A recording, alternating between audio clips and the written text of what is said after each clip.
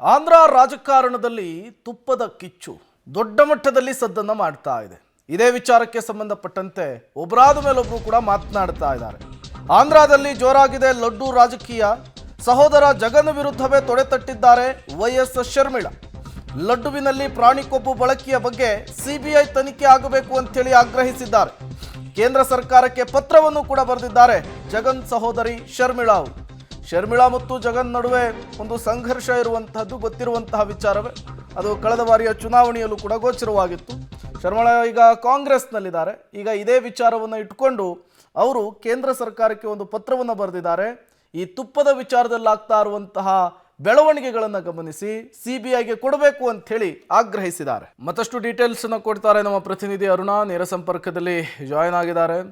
ಅರುಣ, ಜಗನ್ನನ್ನು ಹೇಗಾದರೂ ಮಾಡಿ ಕಟ್ಟಿ ಹಾಕಬೇಕು ಅನ್ನುವಂತಹ ನಿಟ್ಟಿನಲ್ಲಿ TDP ಮತ್ತು ಬೇರೆ ಬೇರೆ ಪವನ್ ಕಲ್ಯಾಣ್ ಸೇರಿದಂತೆ ಹಲವರು ಕೂಡ ಒಂದು ರೀತಿಯ ಬೆಳವಣಿಗೆಗಳಾಗ್ತಾ ಇತ್ತು. ಬಟ್ ಈಗ ಇದೇ ತುಪ್ಪದ ವಿಚಾರ, ಲಡ್ಡುವಿನ ವಿಚಾರ ಜಗನ್ ಕಟ್ಟಿ ಹಾಕ್ಲಿಕ್ಕೆ ಒಂದು ಪ್ರಮುಖ ಅಸ್ತ್ರ ಆಗ್ತಾ ಇದೆಯಾ ಅಂಥೇಳಿ ಶರ್ಮಿಳಾ ಅವರು ಹಾಗಾಗಿ ಈಗ ಸಿಬಿಐಗೆ ತನಿಖೆ ಆಗಬೇಕು ಅಂಥೇಳಿ ಆಗ್ರಹಿಸ್ತಿದ್ದಾರಾ ಅಂತ? ಎಸ್ ಪ್ರೇಮ್, ಕೋಟ್ಯಾಂತರ ಜನರ ಪ್ರಮುಖವಾಗಿರ್ತಕ್ಕಂಥ ಆರಾಧ್ಯ ದೈವ ಅಂತಂದರೆ ಅದು ತಿರುಪತಿ ತಿಮ್ಮಪ್ಪನ ಸನ್ನಿಧಾನ.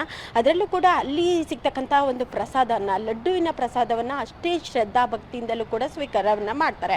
ಆದರೆ TTD ಅವರು ನೀಡಿದಂಥ ಹೇಳಿಕೆ ಇರಬಹುದು, ಜೊತೆಗೆ ಚಂದ್ರಬಾಬು ನಾಯ್ಡು ಅವರು ನೀಡಿದಂಥ ಹೇಳಿಕೆ ಇರ್ಬೋದು, ಜೊತೆಗೆ ದೃಢಪಟ್ಟಿರುವುದು ಕೂಡ ಕೋಟ್ಯಾಂತರ ಭಕ್ತರ ಮನಸ್ಸಿಗೂ ಕೂಡ ಗಾಯವನ್ನು ಉಂಟು ಮಾಡಿದೆ.